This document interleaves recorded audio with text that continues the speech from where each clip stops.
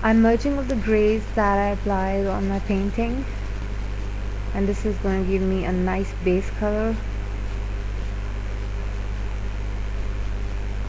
Just that is it.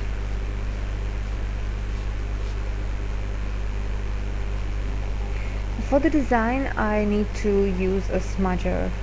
Now the one that I'm using right now is a pointed one that has two ends, both are pointed, and I use one end for the dark colors, to merge the dark colors, and the other end to merge the light colors. And if by accident I would switch the sides, I can then just sharp the edge to clean it, because the smudger is made of highly compact and compressed cotton, so it can be cleaned. Now see how the sketch is converting into a painting, and with the help of this pointed smudger I can easily smudge the edges of the design, and no color is going to be saved from the smudger.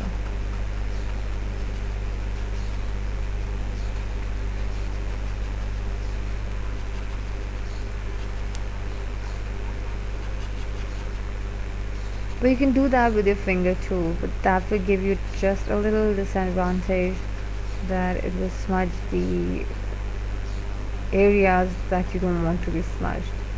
Like over here, I don't want this wooden circular pattern, wooden circles I must say, to get smudged. So I'm just carefully smudging the middle part of the design, all the middle area.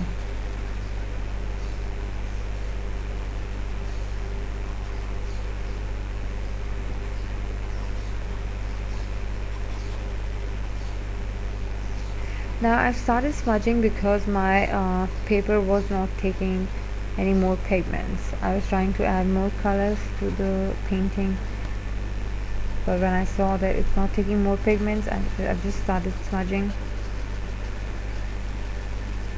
And with this I can just convert the sketch into a painting, and then I'll do a fixative spray, and then afterwards I can add more colors to the painting. A nice effect of sunlight on the floor. Let's see this area, it's just not taking any more color, it's not getting smudged, it needs a nice spray. I'll just show you how to spray this thing.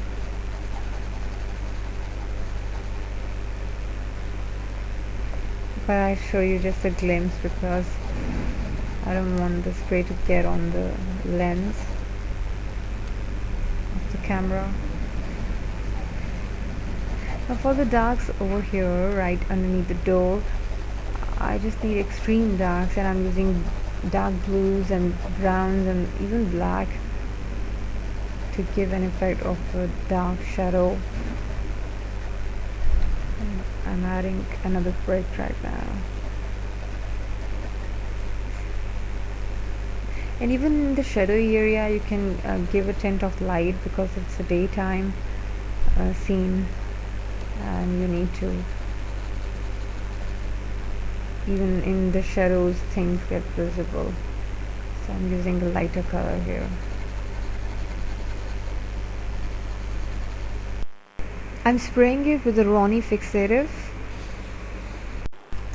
Now you must have noticed that the color of the painting has become slightly dull after the fixative spray,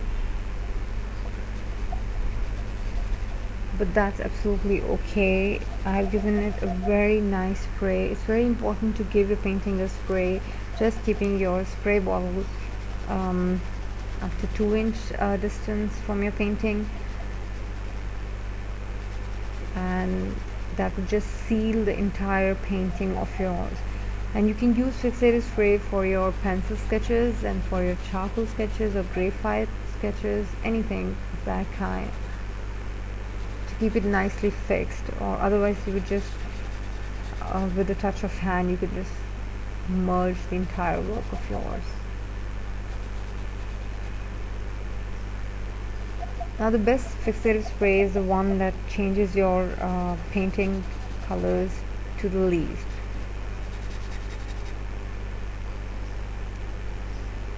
There are different brands that are good. You can just try the good, I would say expensive one for that. This will give you a better view. Okay, now right now I'm just using different shades of green color onto my painting. I just want to give it an effect of an old wood, and this is sort of an unpolished kind of wood, and it should have some green fungus on it. So I'm just trying to build that up.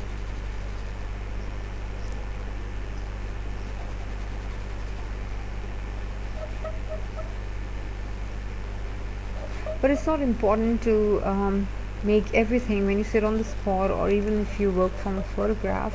It's more important to use your own imagination to make your painting aesthetically pleasing. Don't try to make everything and stuff. You're painting with all the things that you can see. That would just ruin your work. Just try to concentrate more on your painting. People won't see the spot, they won't see the photographs, they won't see anything, they won't see your studies even maybe, but they will see your painting.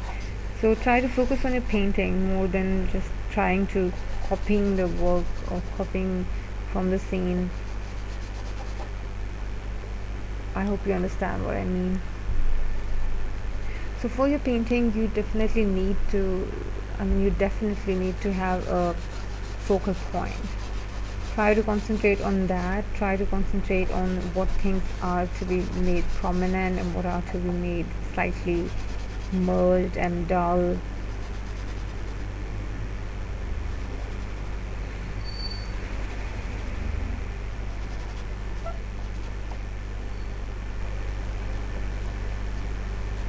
Mostly when you start painting, the beginners, they just have a real problem with trying their best to copy the scene.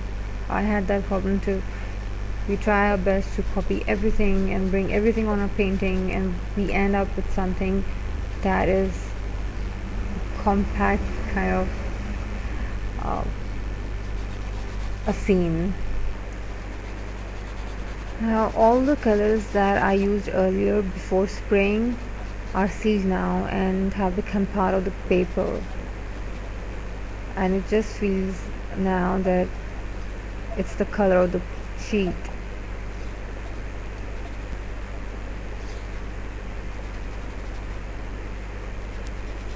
And as you can see that my sheet is taking the pigments in a lot much better way now. I'm trying to apply a few darks on my painting, especially at the areas where I want to show the intense shadow in between the gaps in the door, underneath the design.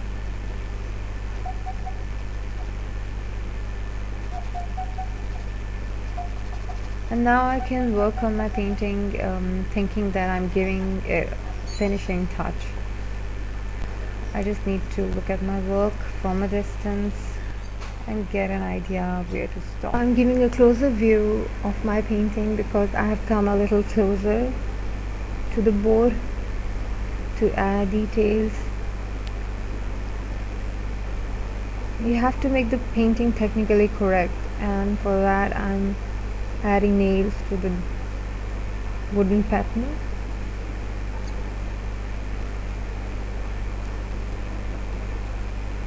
and you have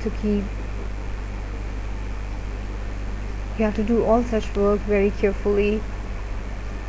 You have to be slow, and now there has to be a reason for everything, a lot more than before.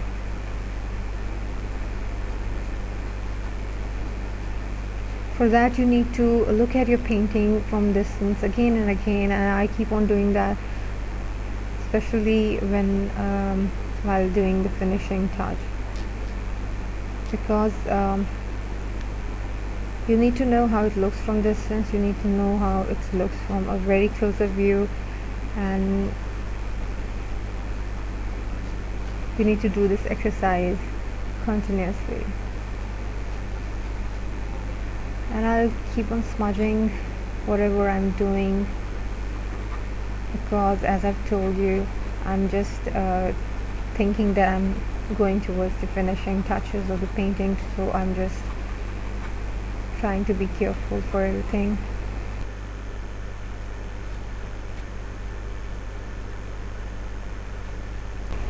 When you look at your painting from a distance, you get even more ideas for what to do further. That's very helpful.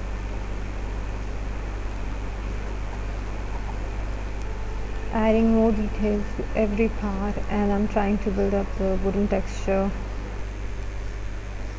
Now I wanted to add more details to my painting, so I've just brought it outdoor, and in the daylight I'll be able to work in a lot much easier way.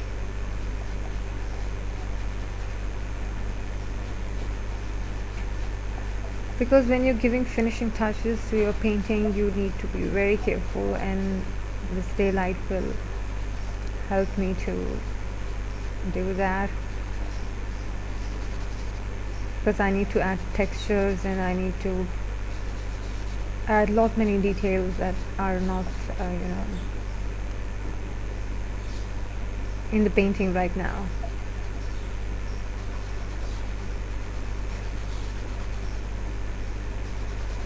Now as you can see, I'm using green for the intense shadow on the top of the door,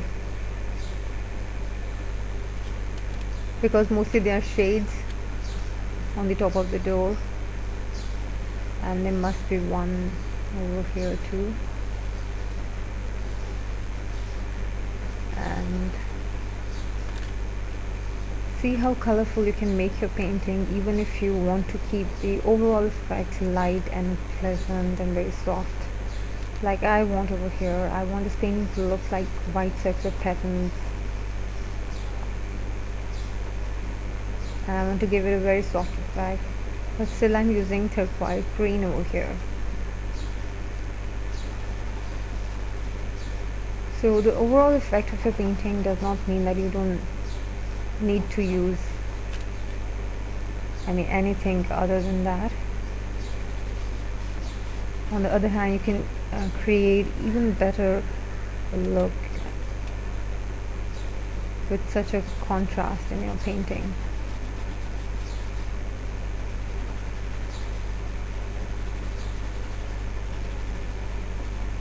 I'm just trying to make the cracks and the old effect on the sides of the door and on the side wall. It's quite pleasant to work out here.